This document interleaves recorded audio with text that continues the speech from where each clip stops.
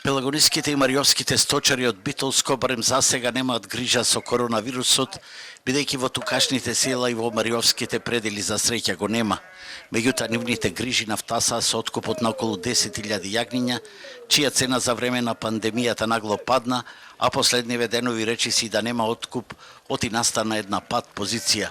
Трговците сакаат да ловат во матно со цена од 100 до 110 денари по килограм, а сточарите за џабе не сакаат да продаваат. Денеска екипата на Алфа телевизија беше во Новачкиот Синор, во Гнеотино, традиционално сточарско село. Годинава цената падна на јагнето поради короната. Не знаеме како во Ќорсокацне. Немаме никаков пласман. Идат трговците 110 денари нудат. Дали ќе ги откупат и тоа некај сите, поголемото јагне не ни сакаа да го земат. Пред колапс, не пред пропаѓање. Ништо што ќе правиме. Работата е катастрофа. Па нема откуп. Цената е многу ниска. За таа цена не се исплати да го даваш јагне. Ќе видиме нешто ќе се остае за приплод. Ако крени на таму нешто, ќе се дај, ако не, за таа цена не.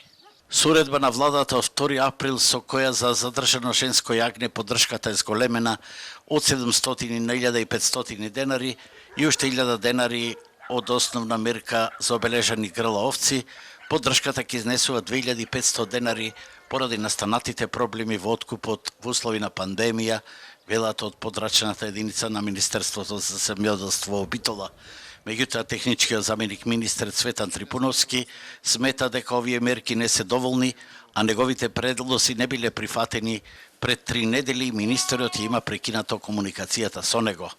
Барањето алтернативни пазари е задоцнето, а според неколку годишниот просек, кај нас се произведуваат 200.000 грла јагниња, од кои до 20% се за обновување на стадата, а останатите 160.000 се за продажба.